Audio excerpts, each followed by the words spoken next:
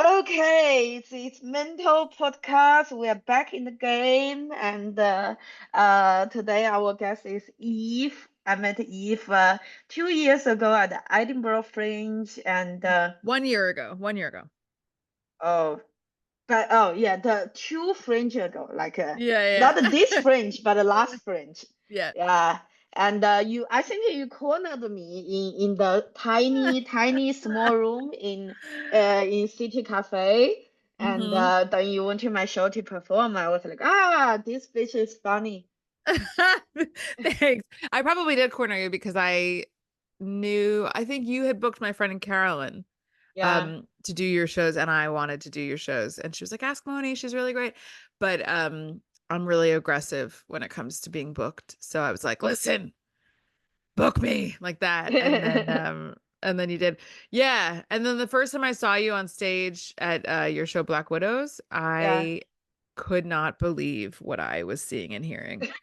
Because this like sweet woman, Chinese, lives in Berlin, looks so nice. I was like, oh, you have a really big dick. And she has a really like just like saying the most insane things. You were talking to an interracial couple. You were telling her to like leave the guy. She was black. He was white. I was like, holy shit. And I thought you were amazing. I Yeah, that's did. the point of Black Widows, where I can be myself, really Mhm. rude, and the people pay me. Yeah. And you were insanely rude and you made good money. But like in the best way. You know what I mean? Like in a really great way. People loved it. Mm-hmm. Yeah, yeah, I think that my boyfriend Mihai and that show Black Widows Mm, both enabled me to become the worst version of myself. And that's when great. I go out to the real world, it's hard for me now. Yeah, I can see that. I kind of have that too, where I feel like I'm like, this is me, but then you can't always be you, like at the post office, and you have to just like be a better version. And Uh, you're like, do you know who I am? And they're like, I don't care. I yeah, don't by care. the way, who are you for our audience? Me, okay, who am I? I am a Gemini. I yeah, I'm a comic. I'm from New York. I live in Austin, Texas now. Um, yeah, I guess I lived for a long time in Australia doing stand up. Before that, I lived in Korea doing like teaching English. That's where I started stand up. And yeah, I just I'm a up and down, always frustrated, usually very Jewish. Like obnoxious but lovable comedian. And I stayed with you last year in Berlin. You You know, stole my dildo. I stole your dildo and That's what you are using as the mic now. yeah. No, it's not the mic, but I do have it in right now. Uh-huh. Yeah. Why Uh, your mic look like a dildo? well, I think most mics look like dildos. I think the question Yours is, look. yeah. No, this is like a look at this. Uh-huh. You know, Oh, it's cute. too thick. This is too thick to be a dildo. It That's would what she said. it would it would break me, I think. I hope it would Uh, break me. I mean, I hope it wouldn't just slide right in there. Um, but yeah, you said to me during Edinburgh, like, you should come to Berlin. I'll put you Uh-huh. on shows. And I was like, I didn't really have a plan. I was in the UK for a bit. I was gonna go stay with a friend in London. And I was like, that would be really cool. I'd always wanted to go to Berlin. And so then I booked this like 2 week trip to Berlin. I stayed with you. I think I stayed in 3 places in 2 weeks. And Uh. it was very fun. It was great. So I know exactly where you're sitting right now because whenever I think of you, I think of this like wall of plants in your apartment. Yes, it's behind me. Yeah. Cool, you guys. Oh, what happened to my camera? I was going to show off my camera, but it stopped working. Okay, you see. Yeah, yeah. Uh, Wait, is this a uh, camera that moves? The camera that you have? yeah. I got a new camera, the Osmo Pocket 3, Right? And what is it? What it like and it moves it has a built-in gimbal, so like it follows me. and is it automatic or it's like Yeah, you're Wow. Oh my God. Look at you. Someone's doing Yeah. well. I thought I was doing well. Then I checked my bank account. I was like, oh, I was manic. Yeah, yeah. Oh no. Oh, what happened to me? I don't know. Speaking of manic, then your camera Uh, just shuts off. okay, I'm Okay, back. there you I'm go. back. Okay. So, What happened? How did that just happen? do you see me? Is my camera back on the niche? I saw you, but you're frozen now. You're frozen in a laugh. Uh, okay, let's see. Maybe we need to go back to the Oh, basics there we go. Okay. and then go back to the advanced. Okay, I guess the basics always work. Yeah. Cool. Good enough Okay. is good Yeah. enough. Okay. Um, so let's go back to the point. Hmm. You see, it's back to show off. As soon as I show off my camera, it's I gone. know. And it's also funny Uh, because it's like it probably costs a lot of money. And then it's like it's just like, I look, I work for a second and then it stops working. yeah, but it's not how to say camera for the computer. I Oh, okay. record stuff. So back to the main point. It's a mental health podcast. What's wrong of you? Oh, you know, plenty. There's plenty. Uh-huh. So what's your main thing? Like what really consume you the most? What issues? All right, I'll tell you. But so tell me the format. So we're going to talk about this and then just discuss our mental health. Is that basically how you do Yeah, this? basically, yeah. Okay. Mm-hmm. Um, so I actually, so I have, after this, I told you I have an appointment. Oh, I lost you again. Yeah, it doesn't matter. Okay. I can Um, come and go. okay. Yeah, that's Moni. Just tell me about your problems and I'll be here. Or I won't. Um, I, um, I have, so the appointment that I have after this is with my therapist, which I do online. She's here in Austin also though. And, I've been thinking about how, I think that my biggest struggle that I've had is that I deep down always think that there's something wrong inside. And so I go, oh, well, I can't do the next thing until I fix the thing inside of me.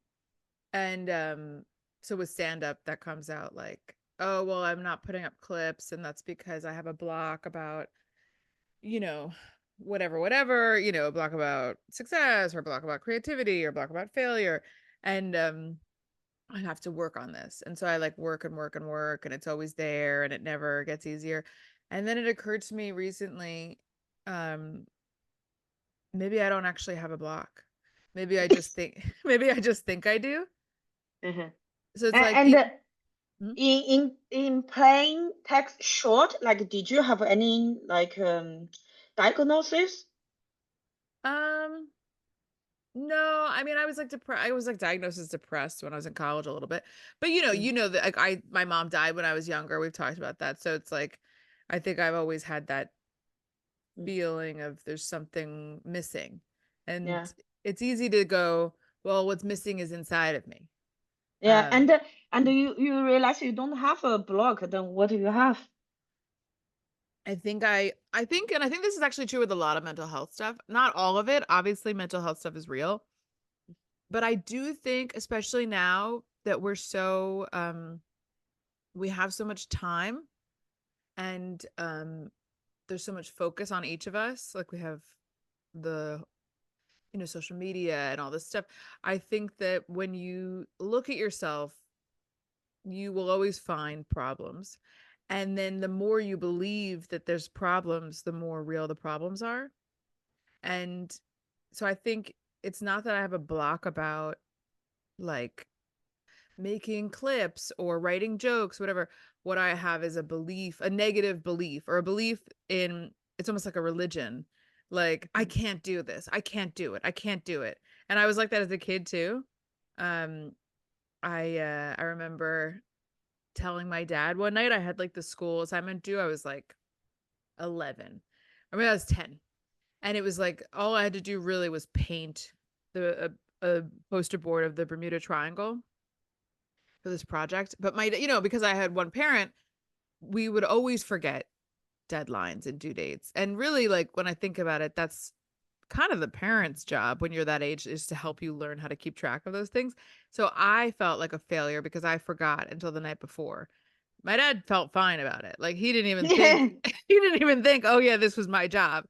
He wasn't blaming me either, but he was just like, "Let's just do this." And I was like, "We don't have the right paint." And so we had like mixed paint, like one half was in paint and maybe one half was in magic marker. It just looked like shit. And that's something that sucked about being a kid with one parent.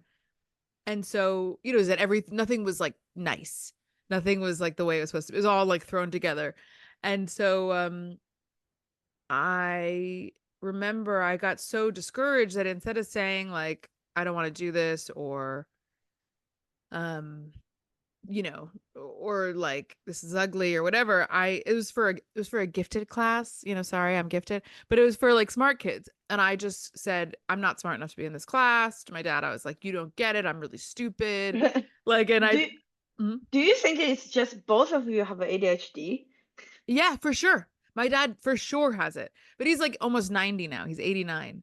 And Wow. I got to, oh, yeah, you asked about a diagnosis before. That's probably what you were leading Yeah, into. yeah. Yeah, that's how funny. That's like how much I have ADHD that I don't even remember that I have it. Um, but yeah, when I got diagnosed and I explained to him what the symptoms were and all this stuff, he goes, "Oh, maybe I have that." And I was like, "Yeah, yeah." But I think it was also stress, right? It's like who can focus when you're grieving for a parent, you're grieving for a spouse, and you have all these pressures. It's like it just creates like a fog around you. But so instead of just, saying this sucks, I was like, I'm really dumb. You want me to be smart. Mom was smart. I'm not smart. And I spent like an hour. I remember just sitting there and I was like a young lawyer, like persuading him with all these arguments. But it was so funny because the way that I was doing it, it was like clear that I was smart. Like I was like, well, because you think this and da da da da. I was like making this really bulletproof argument for why I was an idiot. But Mm-hmm. actually, I was just sad that my mom was dead and couldn't help me with this thing. So anyway, I guess that's like an early manifestation of it. But yeah, now that I'm an adult, I just thought, what if I don't have the problems I think I do? Like one of them is making clips for social media. I'm like, I can't do it. And yesterday I wanted to do it. I was like, oh, I'm finally gonna make a clip. And then it got to be 10 o'clock at night or whatever. I hadn't done it. And I was like, yeah, I'm just not gonna be mean to myself. I'm not gonna get mad at myself for not doing this. And then I just did it. I just made one.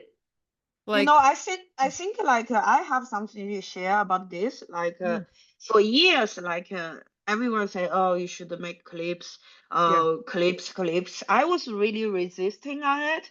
yeah. And I wouldn't say it's a block, but lately I suddenly something clicked. I think Mm-hmm. what click is um, seeing different possibility, because in the Mm-hmm. past, when I think about the clips, it's what my peers are doing, like just record all their Right. sets and cloud work. And Mm-hmm. I'm like everyone is posting cloud work, Mm-hmm. and I'm like, oh, I don't want to do it.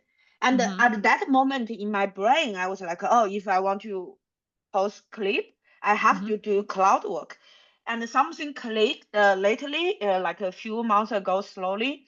I realized that as a comedian, I like there are so many things I can do. Like for Mm-hmm. example, with the Josh Johnson guy, Mihai and I, we both made this realization. We realized like we have so many like material in the past, Yeah. and some of them got matured, but what happened to that? Nothing happens to that. So now we were like, oh, maybe in the past, all the New York comedians, they practice like get really good material, then they go on to the Tonight Show, they publish Mm-hmm. it, and Right. then retire that. We were like, okay, how about from now on, we just imagine we are going on Tonight Show every month, and by Yeah. the end of the month, like whatever we have, we record it, publish it online.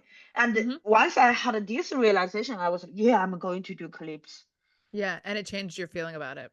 Yeah. I think there was a block. Is that I Yes. didn't my mind didn't realize there's much more like possibilities other than crowd work. And what my brain was resisting is not clips, but it's crowd work. But Yeah. at that time, because I didn't see other possibilities, so I didn't know that I was not like there's a difference, and I'm not rejecting clip per se, but it's Right. just this specific type. Well, I think part of the reason people become a comedian or comics is because we don't want to do things that we're supposed to do. And we're not like, oh, well, this is how you do this. You go to school and then you do this. Da, da, da.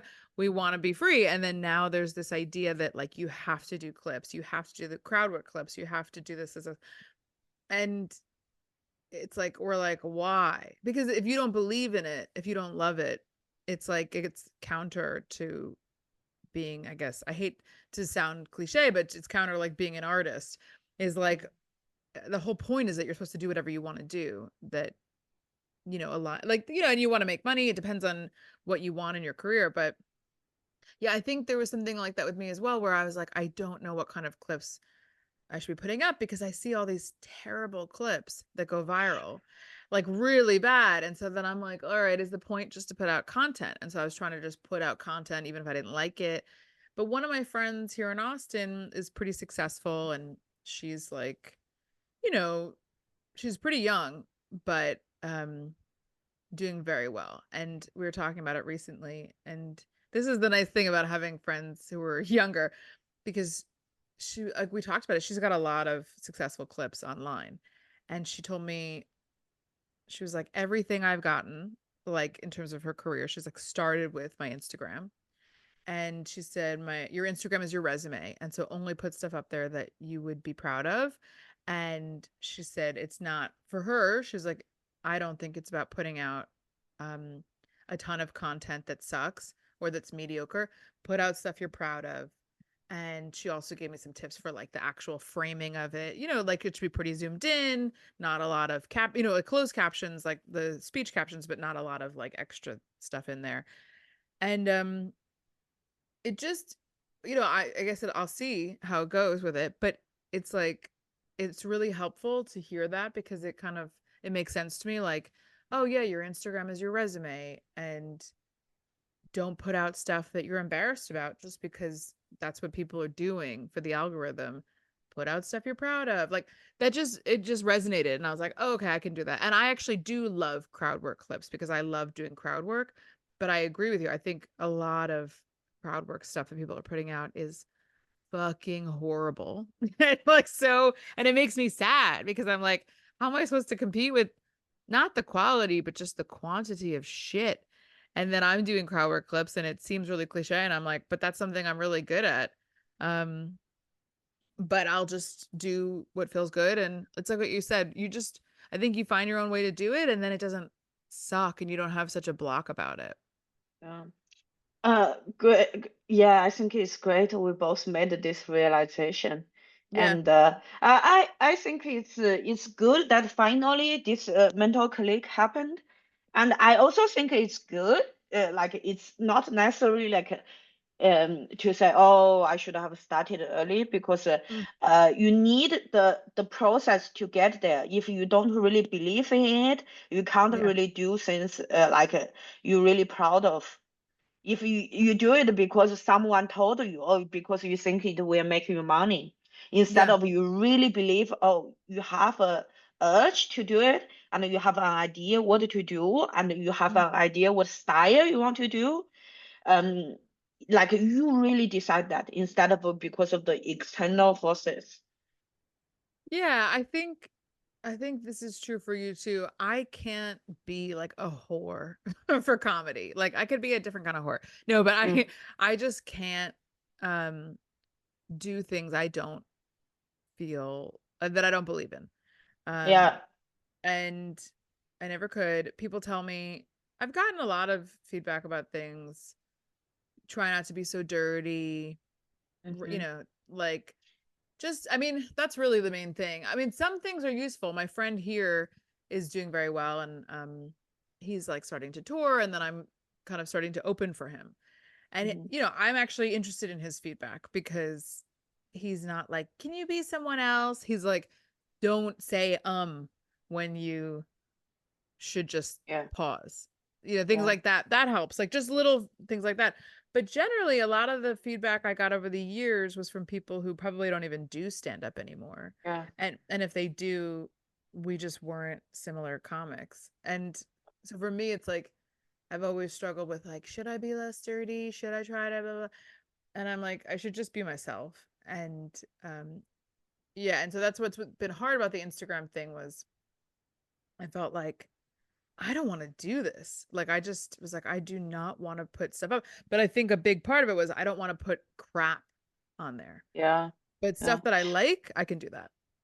With this, I actually one of the main reason I want to talk with you this time is you talk about feedback of being dirty, etc. Mhm.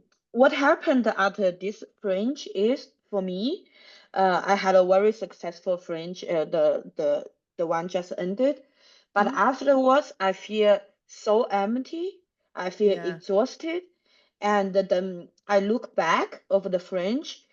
It's like just like a fever dream. I don't remember much. Mm. And suddenly I had this realization that I've been doing comedy full time for 3 years now, Mhm. which I was really proud of. But this fringe made me realize because I don't have a job, because I have to make all my money from comedy, I become hacky. Mm. I had like this fringe, I had to do all my projects, and I was so busy like a machine. I didn't have time to really watch shows, to get to know people, and I had to do so much producing and hosting work, and I just I have a burnout to in short words, and and I look back, I'm like, oh, I'm so hacky. I don't feel I'm progressing as a comedian because when you do, people think like a hosting, audience they don't see the difference. You are holding a mic, Mhm. you are at a comedy show, you are Right. doing comedy, but Right. hosting is so different than stand-up comedy itself, Right. and I it looks like I'm doing stand-up comedy, but I'm not. And Hmm. I, when I host, I can't practice new material, but also because I host, I can't go to other shows to do new material. Right. So I don't feel I'm progressing. That's one Mhm. point. And then another point is, because like when I host, I have to make the audience happy. So I need to constant worry about their energy level if they are happy. Mm. So I end up choose always the safest option and to make sure everything works. And when you don't take risk, it's very hard to really explore, experiment. And I look back, I'm just, oh, I'm so hacky. I lost the joy of doing this thing. And when I came back, I was like, I was really, really depressed. I couldn't move for very Mm. long. And I still don't know what's going on. And slowly, like in the period of like 2, 3 weeks, suddenly I'm like, okay, I had enough. I'm going to quit all my projects. I can't do producing work anymore. I can't do hosting anymore. This is not healthy for me. Like it's not like besides the money, it's not bringing me anything anymore. At the beginning, I was learning, I was progressing. Also, it was fun to learn the craft of hosting and Mhm. also crowd working, improvise, Mhm. which I gained the skills. But now it's at the point I'm like, it's not no longer healthy for me. But I'm also at a point I'm like, ah, I don't know. I just don't know. Like, I feel I lost the love for comedy. But then after I contact you, I want to do some shows. I realized, oh, I still have lots of fun when I performing, but just Yeah. not a host. So I want to consult you, like talk with you, because you told me your experience, like in Australia, you Mhm. took a break. How did you feel? What happened? And the how long break you took? And like afterwards, like how did you get back to it? Well, First, can I say my thoughts on your experience? Yeah. And then I can talk about my own. Um, I think because I've been doing stand up 11 years, um, through like so many ups and downs, and through breaks. I mean, I never quit. I never because I just knew that I loved stand up, and I also I think the only reason I ever even considered, like, it wasn't quitting, but it was like, what if I'm not funny? Like, it was like, what if I'm forced into retirement because I suck? I was also kind of like, I don't think I would ever stop. I just wouldn't become successful, you know? But I think so anyway, so I guess having had that amount of time to kind of sit with it, I think what you're describing is like the tension between doing something you really love and trying to earn a living at it. And so, and this is what's interesting about people who live in like expat scenes like Berlin, because I noticed this when I was there, you can make a living from stand up very early in stand up, which is kind of amazing. But it's also a little bit of a trap because it doesn't allow you to fuck around. And that's really what you have to be able to fuck around with stand up. But the funny thing about running shows is that um that is, I mean, here, like, I'm trying to start a show in Austin because I want more space to fuck around. Um for me, I wouldn't host it. I have hosted shows before where I used, like a weekly show in Australia where I really used it as a chance to just work on my own stuff. Like I would do 20 minutes just like twice in the show. Like it was too much, really. But I just was like, this is for me. So I was able to use it as a way to work on material. But I think for you, you're so concerned about the audience's enjoyment because you're very empathetic. So you're looking at them and you're wondering, are they enjoying this? They're not laughing, or they are.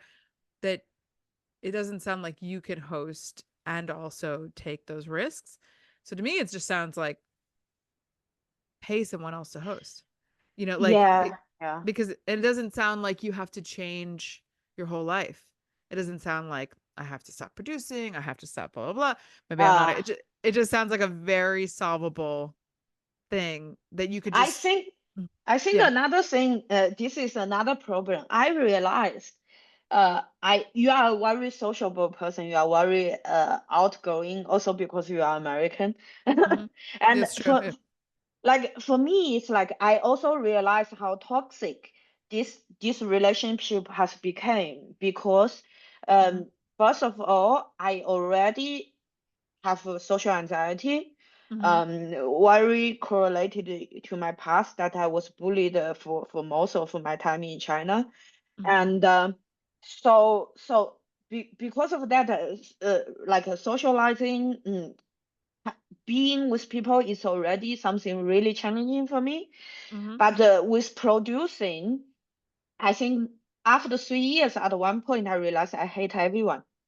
Yeah, of course, because everybody always wants things from you. Yeah, not that, not Mhm. exact that. I think one thing different between here and the US is that in the US, like the comedians, if they want to get into the clubs, they know what Mhm. is expected. There's all those clubs, they have the rule books and all those things, and they also know not fuck around, because if they fuck around, they go don't get booked for 2 years in a Mhm. club.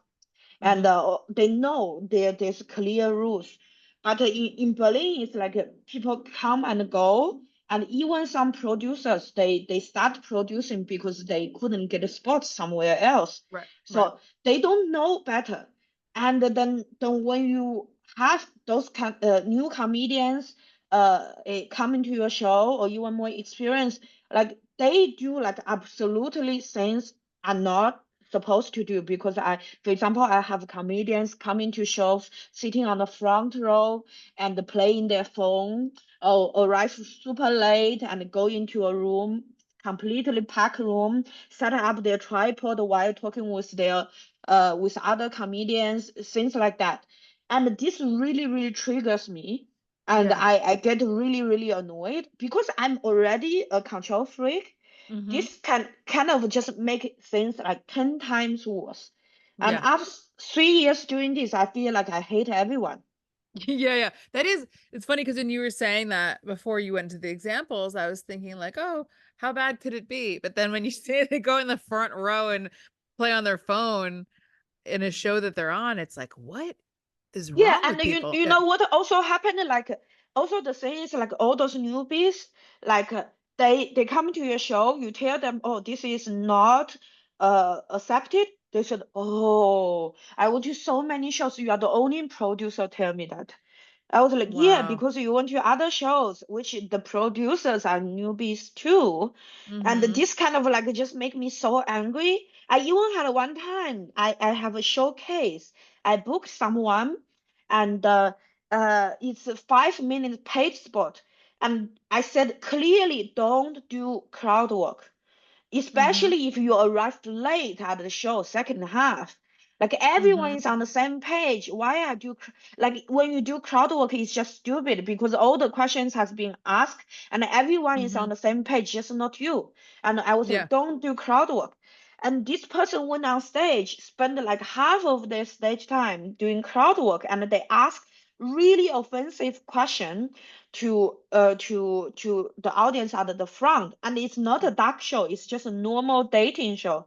And they Mm-hmm. went on front, asked the audience from the front row, they were like, which animal you want to fuck? Have sex with. Yeah. And Yeah, yeah. Is the that dirty? audience like, I don't know I'm what to kidding. answer. And then Yeah. they just push this audience again and again and again for like more than 2 minutes. Oh my And that God. audience is so uncomfortable. He's like, I don't want to answer this question. And Yeah. then I told the comedian this is not okay. She's like, um, they were like, hey, calm down, it's fine, nobody's fault. We go separate way. And I was like, this is so fucking rude, and I'm just so angry. And Mm-hmm. this kind of things happen again and again, and I'm like, just on one hand, I think lots of things. It's like there's a reason why I was angry, but Mm-hmm. then on the other hand, it's just like I'm a control freak. I know that, and because of producing it, just amplify everything, and Yeah. I'm just I it make my social connection with people so much worse. Well, I think it sometimes it's like, I mean, all those things sound really irritating, and I would probably be angry. But I think also that when you don't feel fulfilled in that exact thing, like if you feel like you're putting on these shows and you're not having fun in stand up, then it makes the whole experience feel more important because you're not getting the good part of it elsewhere. Yeah. So it's like if you're doing other if you're not hosting and you sometimes you don't even go to your own show, you pay somebody else to run it, you ask them for feedback afterwards, and maybe you accept that you might not know the whole truth because no one's ever going to put as much into it as you are. Mhm. But are people still coming? Is it still running? Okay, it seems like it's okay. I'm making money, and then I get to go and do all the other things, and I can do my own show. I can show up and do 20 minutes at the end. Then seeing that, it's like, you'll say then you witness that at your show. You go, what an idiot. And you just say, I don't want to book you again. I fucking told you, blah, blah. And then that's it. And then you don't book them. And then you don't care as much because it's like, well, you're an idiot and I'm not having you on my show. And then, but you can let it go because your life is good, but when it feels like your life is so much invested in producing, which is not really what you want to do, Yeah, yeah, yeah. then And yeah, yeah. I also feel it's a natural like it's like a employee and employer. It can Mm-hmm. have good relationship, but Right. once you are employer, like by nature there will be conflicts by Yes. design. So I feel like I don't like producing, and I like it once put me into that position. It's just make my social life so much worse. Like How I'm like many okay, I give it up. how many shows are you producing at the moment in Berlin? I quit everything. You quit everything. Yeah, They're all done. they are all done. Yeah. Wow. Because you had what you were doing four? No, I had like 20 a month. Oh, I meant for a week. That's what I meant. So you had like Yeah, five yeah, a yeah, week. yeah. Yeah, yeah. Wow. And so what are you doing for money? Or you have enough from Edinburgh for now? I have some savings. My father died 2 years ago, got a little bit of inheritance. Will Hmm. keep me going for a while. I decided to look for a job because Okay. I realized, um, like I do comedy because I love it, and Yeah. in the past I had I now I think it's wrong idea, but that I thought if you love it so much, you have to go professional. Hmm. And now looking back, I realized no, what's the most important is not if you do it professional or not, but it's if you are artistically satisfied, if you are learning new stuff, you are experimenting. Doing it full time or not doesn't matter. The fun part is the most important part. And also doing it full time and doing it professionally are two things. Like I Hmm. was full time, but I was a producer and a host full time, Mm, but I right. was not a comedian full time. So I'm like, if I want to do something, if I have to make money by doing something I don't like, I would rather do something that actually pays. So, Yeah. so instead of Yeah. producing, I would rather just get a job. And Yeah. like the job I used to do, they pay really well. I'm Yeah. like, that pay way more. And Yeah. yeah, I don't like that either, but at least I wouldn't be so emotionally invested in it. And Yeah. it wouldn't hurt my relationship with comedy. And by having a 9 to 5, I also Hmm. afterwards I just free to go wherever to do Yes. shows. I can do 2, 3 shows a night instead of Yeah. fixed at one location doing hosting. That sounds great. Mhm. Yeah, I mean, and just I guess like I could answer the question that you asked me before about Australia if you want. And then, you know, and then think about what you were just saying. I guess when I was in Australia, I had an experience that made me feel that like kind of robbed me of being funny for a while. Like I didn't realize what had happened. It was very insidious. Like, but I just was like, I am not funny. Like, I mean, I was funny on stage. People in the audience, I don't think knew. Because they didn't, I still had my jokes, but I was like, it just didn't feel good. Like it didn't feel like the thing that we love. So it's kind of like what you're saying, like hosting versus doing stand up. Like they don't know the difference, but you can feel it. And I was like, not only does it not do anything for me, I just didn't feel like going out at all to do stand up. And I was like, this is so weird. And then I kind of was like on the couch for like 6 months after I was like working during the day and I would come home and then I'd be like, I should go downtown. I should go watch. I should go hang out, try to get a spot, do a mic, whatever. Things that I didn't have to think about. And then I was like, yeah, but I just want to watch a movie. And then I would just be on the couch and fall asleep. And, once a week, once every other week, I'd have a spot. And I was like, huh, that's so weird. Maybe I don't have it. And I guess and I'm sure I told you, like that it was like I'd been assaulted, sexually. Um, And then the whole Me Too movement happened and it like kind of jarred me. And I was like, oh my God, is that what this was? And I had to deal with that part of it. But after when I started dealing with it, it got worse because I mean, I told people, and that was actually not the hard part.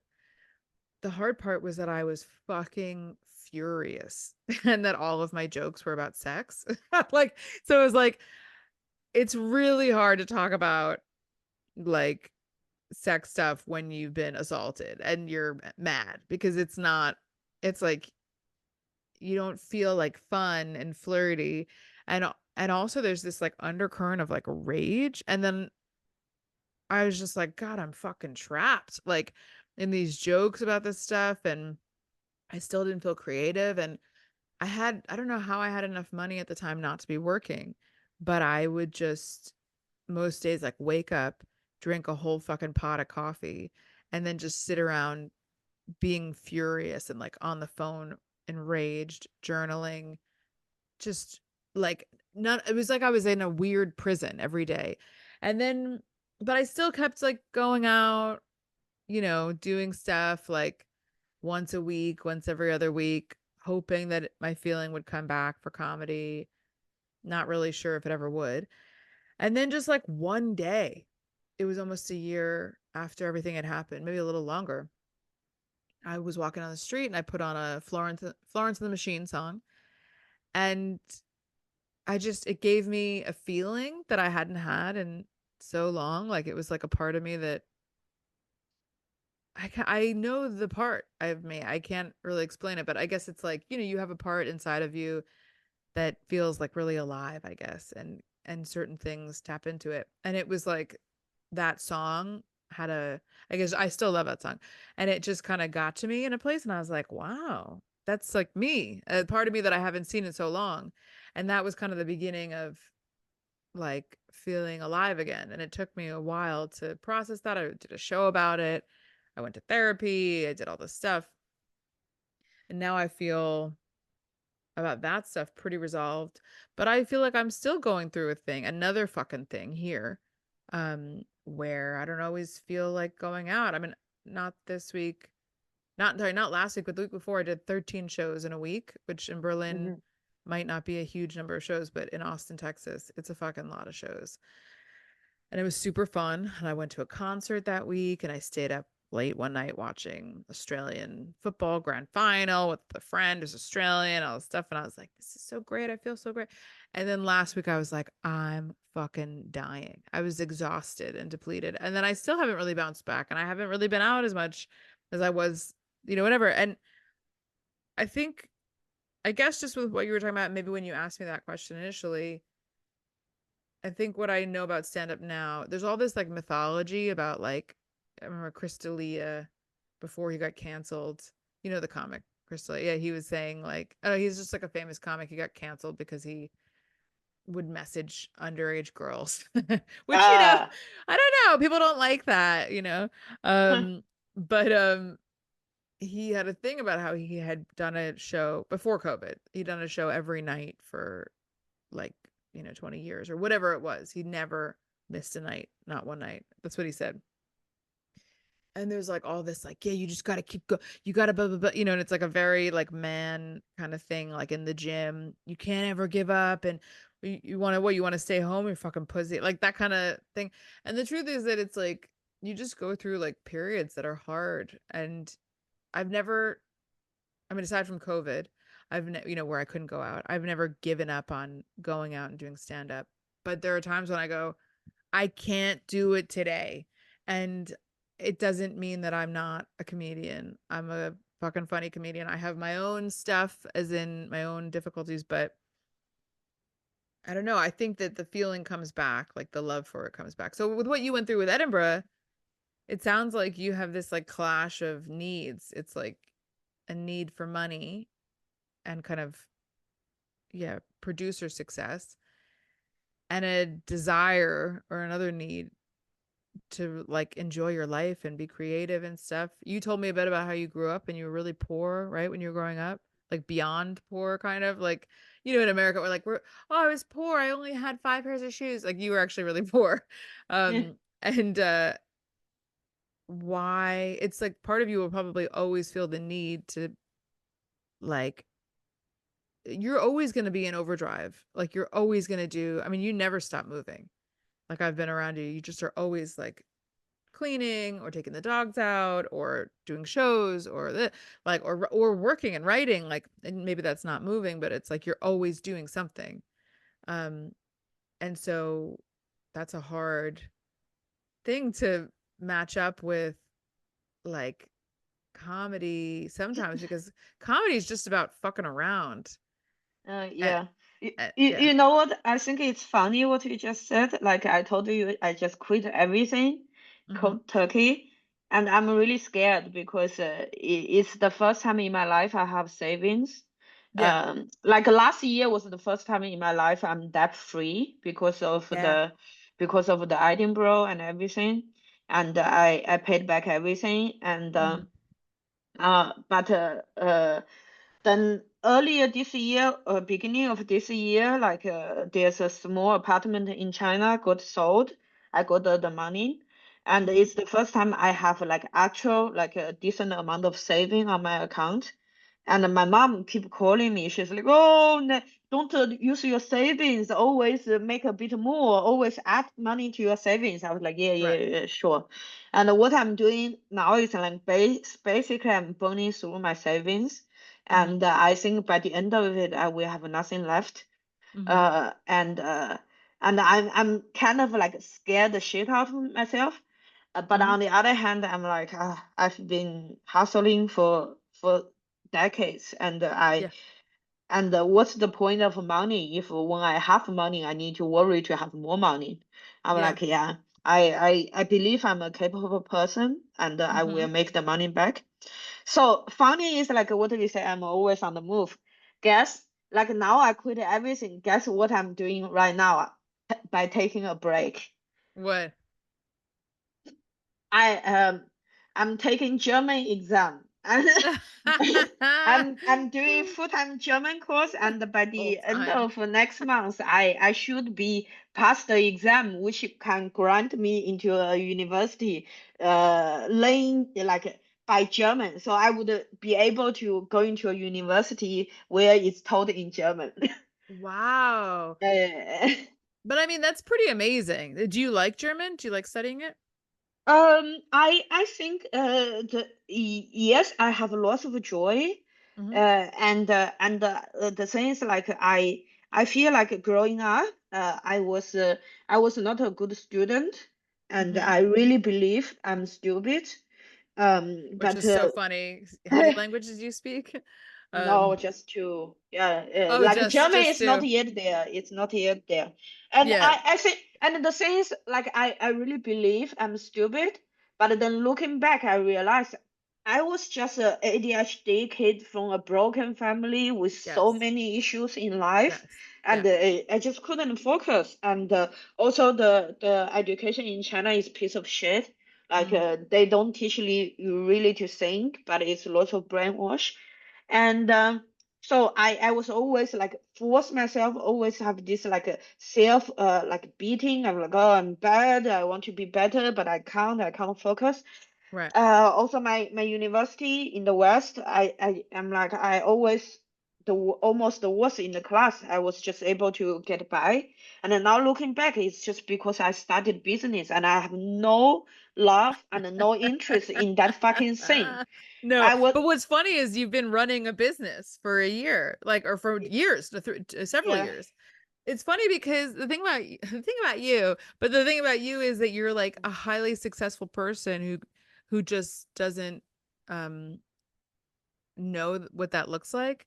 So it's like you speak multiple languages, you live in a country, like you grew up insanely poor in China with, like you said, a broken home, and now you like live in Berlin, you paid off all this debt, you've saved money, you have savings, you've been in comedy festivals where you do shows in English, and you know, like, and it's not hard. It's not like, oh, well, I could understand parts of it. It's like you're fluent. You're doing comedy in another language, and then you're living and you're studying another, and you're like, it's like, but there's always a feeling of like, I'm just fucking around. I'm not doing shit. Uh, What am I doing?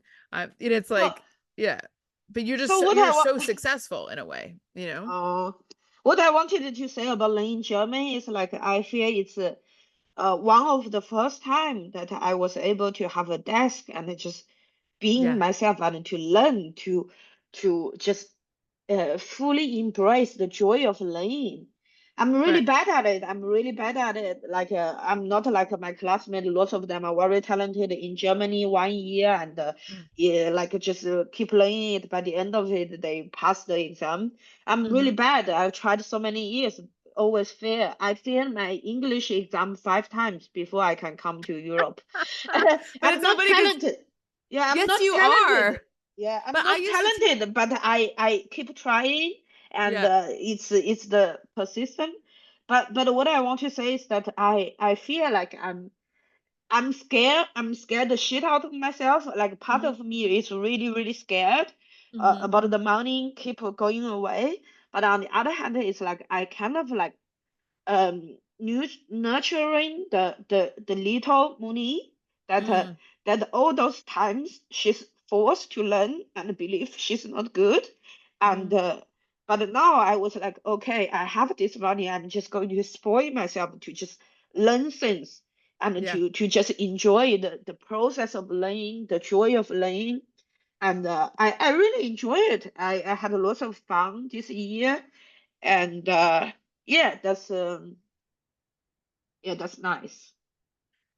That's amazing. And by the way, I used to teach English in Korea, and you're an amazing, like most people who study another language never get to be like you. And part of the thing is that it's not just about like the grammar or the test. It's really about like being able to be free in another language. And I'm sure that even when you were failing the test, you still had that to you. Because some people, Yeah. I don't know, like we kind of measure things by tests and Mm. not, it's like that's really not the measure of No, you need anything. to understand that now you are talking with me is after like more than a decade living in Europe, only speak English. So at the beginning, you have no idea. I'm sure What I want. I could, Mm, but I could imagine that you were making mistakes and stuff, but there's like a spirit to you, like you said, where you're really bad at it and you still keep going. And those are like my favorite students. If it wasn't the ones who would like memorize stuff, and they were great, but I just always loved people who would just get it wrong and keep yeah, going. But what I was gonna, yeah. but I know that you're really bad with compliments. You hate it. I can tell. You're like, no, no. But uh, what I was gonna say about giving yourself. Oh, that I had this therapist in Australia, and she said every time I would get to like where you are now, where you're talking about like you're scared shitless, but you feel like this thing, she would go, just trust yourself. Trust that you'll take care of yourself, that you'll come through for yourself and figure out what the right thing is to do. So it's like for you, you are like, oh, this money is drying up. Like, yeah, but yeah, yeah. but But then I realized I had a way worse. This is the best moment in my life. Like of mostly, course. yeah, But yeah. you're always going to work hard. Like you're always, no matter what you do, you're not going to be homeless. You're not going to, even the debt that you had, it wasn't because you were reckless. It was just because of where you came from. Yeah, yeah, So yeah. you'll always come through for yourself. And yeah, I really have issues with compliments. By the end of the Edinburgh Fringe, this one, at the end, our friend Sophia May, she Hmm. was like giving me a whole speech about how great I am. I was like, can you just stop? You make me uncomfortable. Can you just like attack me? I spoke to her. Well, we were messaging today, actually. I love her. But yeah, she's very effusive. She will tell you the thing that is actually deep down what we want. She'll say, "You're amazing." She sees you and she'll say it to you. And I love it. But you are like, "Get away, stop. No, I'm dying." Like it's like you're Why are gonna you say shit like this? You make me uncomfortable. well, you just have to learn to accept it, you dumb bitch. But you know what? I had a similar feeling a few days ago. I'm like, I realize, you know what? Just me breathing is a success. Mhm. Like I am the most successful person in my entire family, in my whole ancestry. Even from almost everyone I know, like from Yeah. where I come from, and I Yeah. was already the most on this. Like I and my mom really put all she have to put me into a pre like a really fancy school. So I Hmm. was the most poorest kid, were always the one to pick on. Even in that Right. environment, I think I'm almost the most successful person there is there. Right. Maybe Right. there's a few make more money than me, but I think I am also really, really blessed that from where I come from, most likely even if I'm successful, most likely I would be just like a really Yes. conventionally successful. But I feel I had the privilege to make the breakthrough to realize money doesn't mean much beyond a certain point. It's mostly about being free here. Hmm. And In your mind. yeah, in my mind, and to be able to find joy in the beauty of art, Yeah. in Wow. creativity. And I realized that this is such a privilege, and to be able to get there, like just by breathing, I'm successful. Yeah. That's amazing. Yeah. I mean, I think people don't, I mean, I went to China once. I was only there for like a few days, so I don't really know. But I guess my impression is that it's not like you can really change your situation in China, maybe the way that they say, or that at some point you could in the US. I don't know if that's really the case anymore, but it's not like it's so easy to move up and down the kind of, income level, class level, this kind of thing. But also the bigger thing is there's a lot of rules and not all of them are spoken. But if you don't follow them, you could get pretty hurt. That was my impression. And and then so in that situation, what can you do but leave? Not that everybody has to leave China, but if you're you and you have all these things to say and you don't want to just be a continuation of your family, the next step up, you want to be like a different, in a different Yeah. category completely. But the thing is for China, like even if you want to live, it's really hard. Yeah. And also like for me, I'm really lucky. I was really brainwashed. I really believe all the conventional Mm, values, but I kind of woke up through the when I was here and through the years, and to get rid of come out from that value system. I feel I'm really blessed. Uh, yeah, I'm really successful. yeah, that's amazing. Yeah, but thank you, thank you. Another thing I want to talk with you is you talk about you are dirty. Hmm. I On my have this, material, not as a yeah, person. I shower. uh, Yeah. yeah. Yeah. You are not Yeah. a Romanian. You are not so dirty. Like Yeah, your partner, right? yeah, He's yeah. Romanian or Yeah, Bulgarian? he is. Romanian, Romanian. He's Okay. from Romania. Yeah, Okay. so I had this at the beginning, like I remember. Oh, that got in me is like three fringes ago.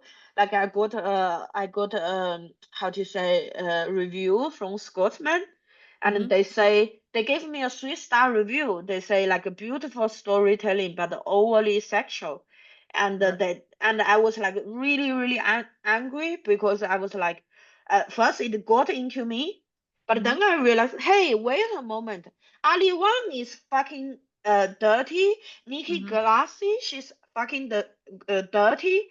And Hmm. uh, and then I have friends at Fringe. They are white Jewish women, and they have like super dirty, like completely like bad shit dirty stuff.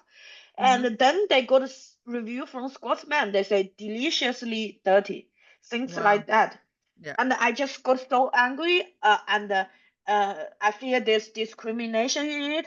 And Hmm. then remembering the examples, the successful comedians who's completely dirty, I feel okay. What you say is wrong, and I will just be myself. Hmm. However, like around a while ago, I don't know when, suddenly I realized all my scenes are so fucking dirty and dark, and I like Yeah. artistically I was like, this is fucking easy. I don't want to do this anymore. I don't feel challenged. I don't Hmm. feel it's like artistically interesting, Yeah. To and you. Yeah. yeah, to myself anymore. Yeah. And I'm like, I don't feel excited about this anymore. Mm-hmm. And a part of me start to really resisting it and start to talk myself down. Mm-hmm. And at this moment, I'm thinking, I don't want to say being dirty is wrong or bad, Hmm. but I just want to do an experiment. Like maybe I don't know if next Fringe or the one after, maybe I just do a full solo, like not dirty at all, everything clean. I just want to see if I can do it. Hmm. Yeah, I could see doing that. I think that being dirty means different things to different people at different times in their lives. Like when I started doing stand up, I did not start with anything dirty. I thought it was actually initially, like when I started in Korea, in English though, in 2013, I really looked down on comics who did dirty material, which is funny because I wasn't really in a position to look down on anybody. But also now I do so much dirty stuff, although I listened to a set I had in Australia recently and I cringed because it was so dirty. Now like it's dirty, but it's not like so fucking in your face. I think that when I first started doing it, it was just really about like I felt like I couldn't talk about those parts of myself. And I think living in Korea, I really was not super comfortable with like my sexuality, like not, I'm just like a straight person, but it's just like being a woman having sex because part of it was that I didn't really fit into the like dating scene in Korea. I tried dating Korean men. My personality in Asia, not such a fit, like because some guys were into me, but then they were like, great, and you'll cook me dinner. And I was like, and no, I mean, literally, like, I'll come to your place and you can cook me dinner. And I was like, no, like, and they just couldn't understand, like, why won't you just be a woman? And I was like, yeah, I am big on. But so I didn't really have like in my 20s, like this, like a lot of dating. I didn't have a lot of sex, or if I did, it was just like when I was drunk with a friend or whatever. So it was something I was really uncomfortable with. So I think it took me a long time to kind of go through that and talk about things. And then now it's not just for the sake of being like, I'm going to say it. I am allowed to be this. Yeah, Now it's like, I'm trying to talk about it, talk about stuff. I don't want to censor who I am, but I'm not focusing on being dirty. But I know what you mm, mean, where sometimes you get to the end of something and you go, I'm bored of this. yeah, I want to talk about, yeah. yeah, yeah, go ahead. But I think it's also like to be specific, I realize it's not only about being dirty. For Hmm. example, like I have a set, I don't know if you have heard about it, it's about bukkake. So I don't think so. it doesn't matter. So it's like extremely dirty. But for Hmm. example, now thinking back, I don't feel ashamed of it. I'm still No. proud because Mhm. it's like it's different. Like when you talk about something dirty, are you appealing the audience or are you just breaking something and Mm. being like, for example, that said, although I talk about bukkake, like, but it's not about the sexual thing itself, but it's about the logic and the culture, and it's like to challenge it. But then on the other hand, sometimes like in the shows, like it's just easy to flirt with people or like or something like for example last time there's a audience complaint the room is really tight. I was like, oh, you haven't seen my pussy. Yeah. And thinking back, this is just lame, it's sexual, it's nothing Yeah. like it's nothing creative or like really push the boundaries or really like yeah, I think what I'm is this type of jokes I'm not proud because I it's mean, just so easy and that's what you consider the hack thing. yeah, That's yeah, what yeah. I get it. I think we all have different part. Like, I think that from what you described to me, is this during this fringe that this happened that you're talking about? This past Yeah, fringe? that moment I'm like, oh, this is hacky. Yeah, but it's like sometimes you are just doing your best and you are fucking tired. How many shows were you doing a day in this fringe? Four? I was doing like 6, 7 projects a day. Right. So it's like crazy that you're even able to be there. And so when someone says something like that, it's not like you're able to go like, what's the most interesting thing I could say right now? You're like, oh, did you say tight? Well, my pussy's tight. Like you just say something. And yeah, if you feel like it's hack or you feel like it's not that great, then I guess in the future you go, what's a situation for me to be Yeah. my I most, think it's yeah. also like the whole producing and hosting just make everything worse. I think it's I like think. I think the enemy of being creative is to shit all over yourself. So it's like if you feel like it was hacky, it's like okay, or like it was just like something that was kind of throwaway. We've all fucking done it. We're not just like all artists in the Yeah. spotlight all the time.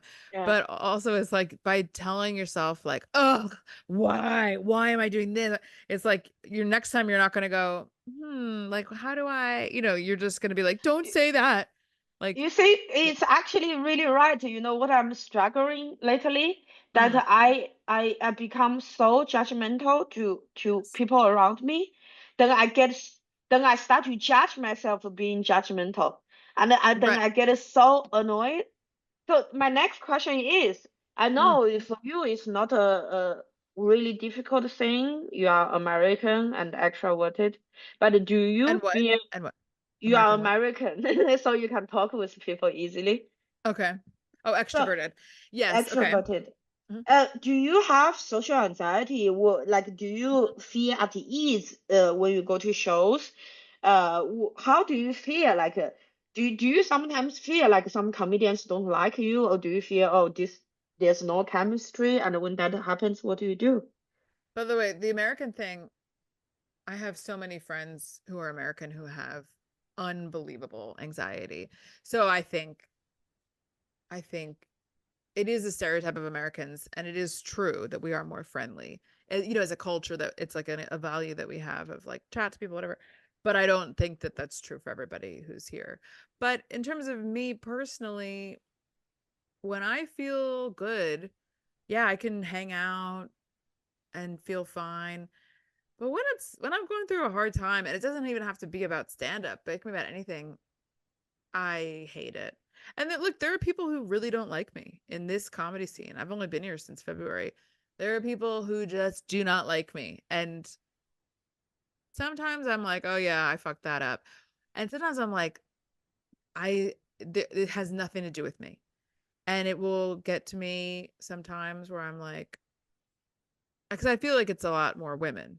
Men don't really make it known unless it's like a very dramatic situation. Men don't generally make it known that they don't like you, especially in comedy, because they don't fucking care. But women, I think we're not really. It's funny that we have this stereotype of being communicative because a lot of the time I think women don't feel free to just say what they're actually thinking. Some of the women have just really let me know in weird ways that they have a problem with me. And I think a lot of that does come down to like feeling threatened by, oh, how many spots are there for women? And we all are in competition with each other, which it's like, are we? Like I don't know if that's true, but I guess so the social anxiety stuff does come up for me. Like sometimes I go, I just don't want to go. Maybe that's part of why last week I didn't go out that much, and this week I haven't been out. Because sometimes I'm like, ugh, I don't want to deal with these people and their shit, and I don't always feel strong enough to like ignore it or that I even want to go mingle and socialize.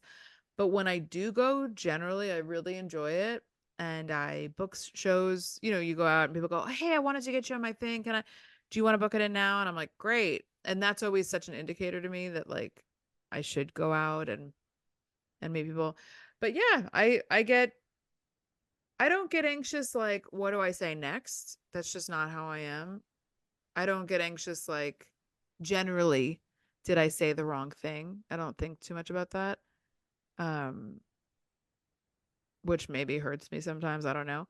I get more like I am exhausted. I don't want to fucking talk to this person, or there's the booker of this thing and should I go talk to this person, or we said that just do they remember that I emailed them, or that should I be emailing them or whatever. And it's hard, but yeah, social stuff, I think that is something I feel very comfortable with. Like I feel pretty fluid with, but it comes from having to learn it as a kid because I was so fucking alone. Like I just was like, if I don't do this, no one will do it for me. If I don't call the doctor's office and make an appointment for my physical for school, no one's going to do it. If I don't get myself to the dentist, I won't get braces. If I don't arrange my spot at summer camp and when I'm 11, I won't go to camp. So I had to What just get your father was doing? like working, dating. I mean, dealing with my brother. My dad, I guess, my dad did a lot of things and he did a lot of things right, but he just, he would be like, he just forgot. I mean, there were so many things he forgot. Um, yeah, he would go away on business trips. I would arrange where I was going to stay with friends. I would arrange who was going to pick me up. I would arrange everything. I would pack my bags. I would, you know, send a I know we note. are running out of time. One Mm, last thing I really want to talk about this episode is you did a show about your mother hmm last Fringe in Yeah, Edinburgh 2023. about Yeah.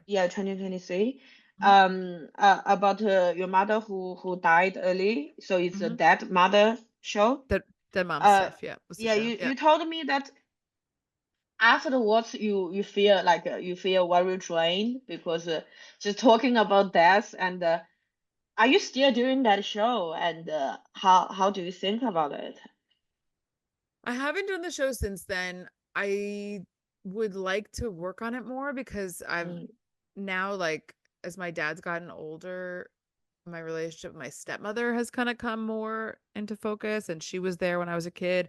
And I kind of feel like I felt like the show was missing some stuff. Like, I felt like I wasn't really being super honest about some things because mm, I didn't want to hurt anyone's feelings. But mm, now that I feel a little bit more relaxed about it, I'm like, I could talk about my problems with my stepmother and my dad.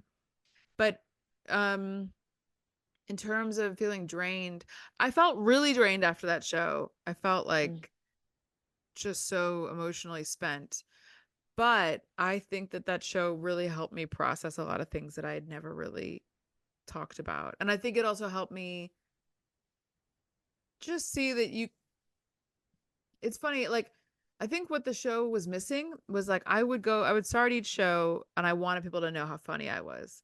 So I wouldn't start with the dead mom stuff. I would start with, like, my name's Eve and I'm this and I'm that, da, da, da, and I would go into all these jokes and they'd be laughing so hard. Just my stupid normal 10 minutes I would do at a stand-up show.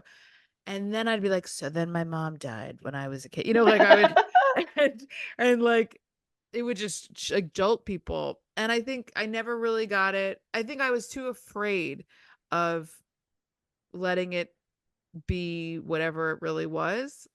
I don't even know if it would have been super heavy, but I just didn't want people to walk out. Somehow I didn't want them to walk out not knowing I was funny and talented.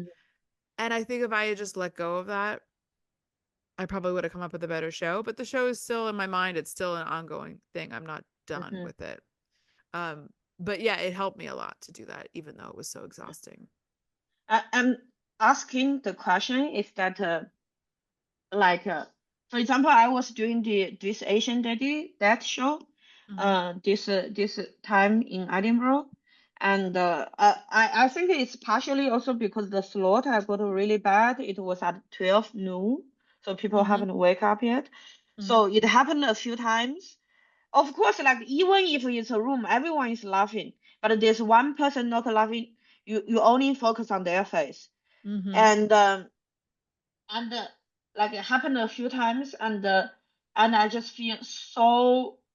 I ask myself, is it really worth to do this? Is that like is like what's the point?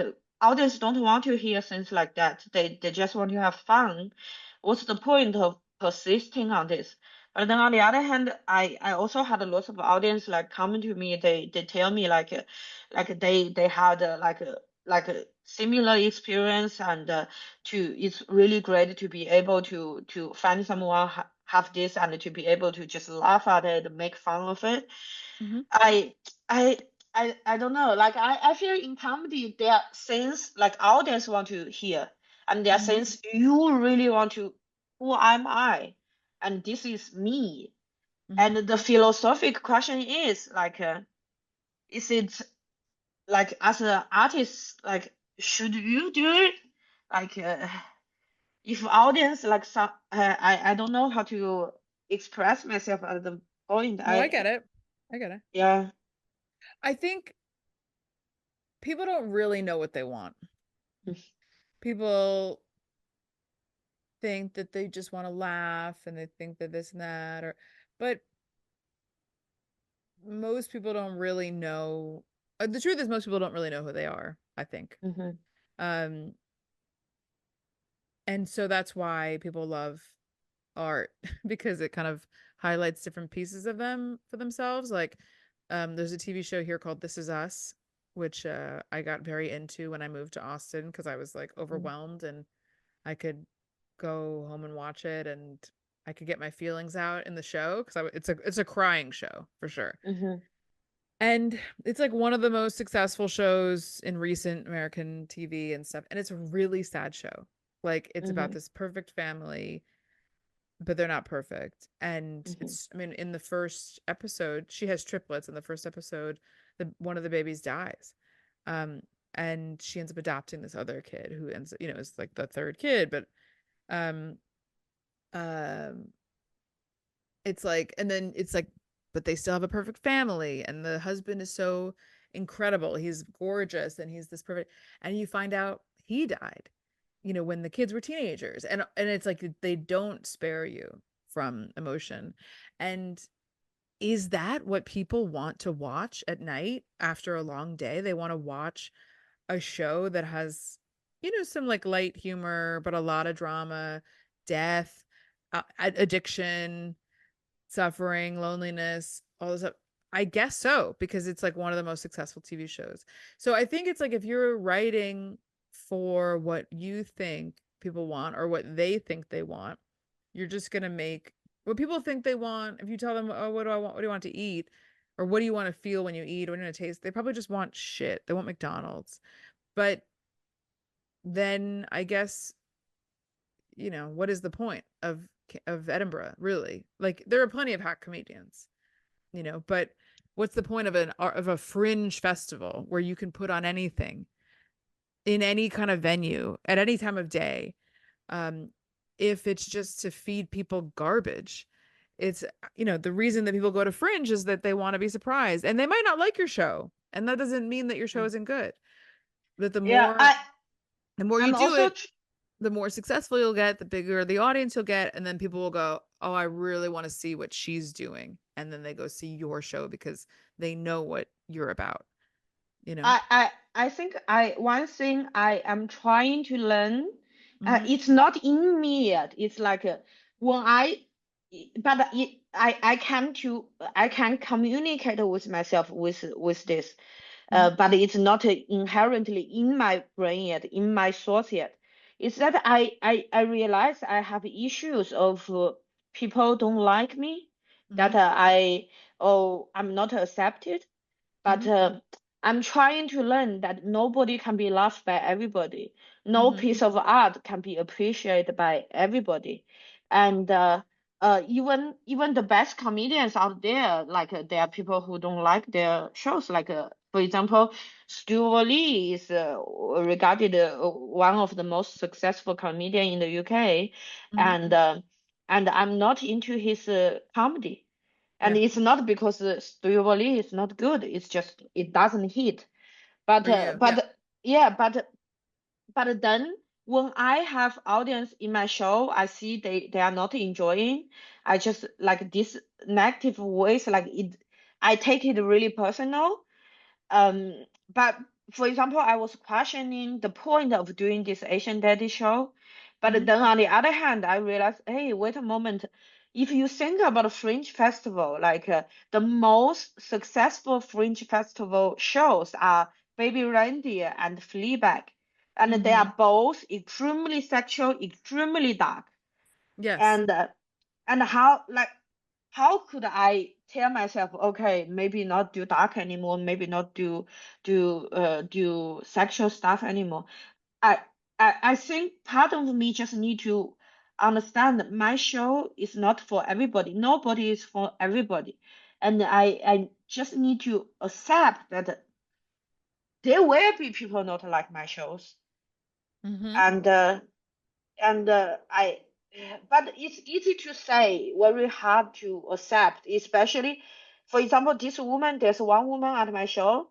I know that day is a good show. I know like there are lots of people laugh really hard. I got a very good donation and lots of people come to talk with me. I know that.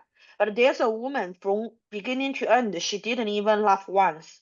You And saw her. that, yeah, I just Yeah. keep like, Looking yeah, at her. And that's the face imprint in your brain, into your Yeah. memory, not the other 30 people who's laughing hard. Well, but And it's also because like it's like a show that really like personal to you, yes. and I just feel so emotionally naked there. And then I feel it's like a core, a part, like the really vulnerable part of me got rejected. And This is the thing. mm, For all you know, maybe she had mhm. diarrhea and was like holding it in the whole because but it's like you just don't know because I went to go see the Book of Mormon. You know that? Have you heard of the Book of Yeah, Mormon? yeah, yeah. And my friend took me years ago. I really wasn't I was going through a very hard time. It was like I think it was 10 years ago. It was like 2015. So it's just under 20 Mhm, years ago. And it was actually on my birthday. And he was in New mhm. York and my back, I had horrible back pain at that time. I was very stressed and my back pain got really bad. And he took me and I've never been more fucking miserable. So, like, we were in good seats in the balcony. It cost him a lot of money. My back hurt so much. I could not find a comfortable position and I hated it. And I knew it was a good show. Everybody was having such a good time. It was at the height of its Broadway, whatever, whatever. I was fucking miserable. I think it's like, and if anybody could, they couldn't see me, but if they could have seen me, they would have been like, she hates this. And what if that person then makes it about them? I tried so hard. I wrote this show. Came from this, but you don't know me, like that kind of, and it's like my back just really hurt. And and then it's like, but maybe there are people who don't like your show, and maybe that's because it triggers a part of them that they don't want to deal with. Maybe they wanted you Just stand up. don't hit. Yeah, maybe they wanted to stand up and they're like, I could do this better than her, which they couldn't. But I think it's like, They could. Some of them can. but they couldn't do your show better than Uh-huh. you do it. And I think it's just okay. It's all right. Not everybody has to like us. You know, I know that I'm funny. I know that I'm a good comedian. I know that I have my issues. I know that I have not yet written a show that I feel like, yes, not even like, because it's not like I'm proud of myself for writing that show, but I never really felt like I got it. And I have felt like that about other things in my life. And I just feel like, ugh, I don't really feel like I got it. I wasn't in a place to really get it yet. But I know I will get there. And I think with you, it's like you just have to know. I think you haven't, maybe what you need to cultivate in yourself more than I think you're always going to care if somebody doesn't like it. I don't think anybody doesn't care. I think you can say that really hurt me, but it's okay. But I think probably what you have to cultivate is another voice inside of you that's like defending you. That's like, you know what? I really love my show and I'm doing the best I can and I'm growing. And isn't it amazing that I do Fringe and I put myself out there in front of all these people and I've had all these experiences and I'm funny and you are funny and you are dark and you're also very surprising because you're an Asian woman. I mean, I know that sounds really like racist or whatever, but you're an Asian woman who looks very sweet and smiley and then says the most fucked up things that are so personal and funny. And that's like your kind of secret superpower. Everybody has their thing in comedy that makes them funny, Stop saying all those nice things. You but make you me have uncomfortable. but you have to do it. You have to find a way to do it inside. Otherwise, you'll be tortured every time Mhm. somebody doesn't Yeah. laugh. You You, have to you, just you have to do it. You have to have my voice but your voice inside of you to some extent because otherwise it crushes you, the pain, and then it stops you from feeling free. you know what? I think yesterday I heard a sentence. I think it might related to how I like feel like the situation. They Mm-hmm. say how you see yourself is not the real yourself. How Mm-hmm. you see others is the real yourself. Yes. Yeah. And I feel like when I feel people don't like me, I feel they are rejecting me. I Mm-hmm. I feel it could be it's actually there's this like this part of me like just don't like myself and try to Yes. talking myself down And and looks to to be other really people. harsh on myself. Yes. You look at other people to convince yourself that your feelings about yourself are true. I Mhm. don't like myself, and I look at other people, they don't like me, and it's like you don't like you. Like, as Mhm. in, you're like, yeah, they don't like me because they think this and they think that. And it's like, no, you think those things and you Yeah. just put it onto them. And some of those people won't like you, but you won't care. You won't notice them if you like yourself more. You go, oh, they don't like me, you know? Mhm. Um, Yeah. there's actually another quote. Who is it? It's not Diane Arbus. It's like she's a dancer. Oh my God, she's so famous. I forget her name. Martha Graham. I think it's Martha Graham. She says, what other people think of you is none of your business. Mhm. I think that's probably really useful. Mhm. What other people think, because it's like, what does it fucking matter? I mean, you listen for the laughs and you just hear what's funny and don't think about the laughs is I'm okay, I'm good enough, I'm this, I'm that. The laughs is just this joke, this line got a laugh, this line didn't get a laugh.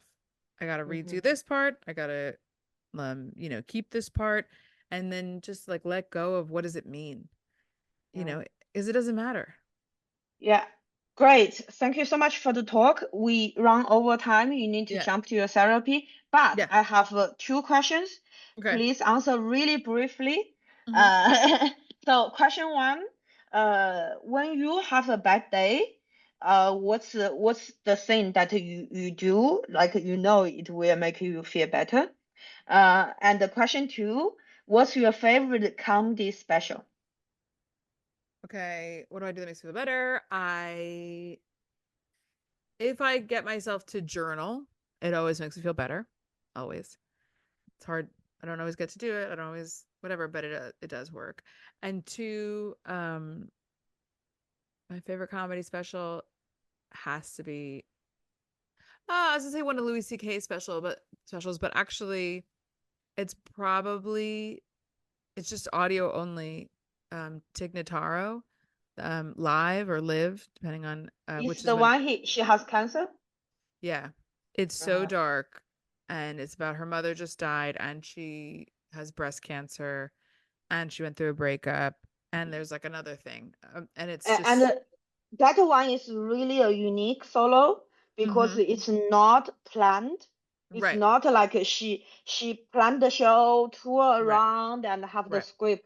It's like she's in such an emotional shock and she's in Yes. despair, and she just got the news and she like just lost all the hope and she just went on stage. She just ranted and ranted and ranted. Well, she said that she had been working on the jokes for like a week or two. Uh-huh. And it's very fresh. And I think some of Yeah. that material was like probably the Uh, first time she's ever done it. uh, And it's totally different from her other stuff, which is very dry, not mhm, emotional, not personal. mhm, This is like so personal. mhm, And it was so fucking funny. And I love mhm, it. mhm. Cool. Eve, thank you so much for the podcast and good to have fun with your therapist. Thanks, Moni. Thanks for inviting me on. This is fun, and it's fun talking to you this way. We never well, you never let me compliment you in Berlin, so at least I got to to do it Oh here. God, stop all that. It's disgusting. All Cool. Bye right. bye. Bye. Thanks, Moni. Thank you.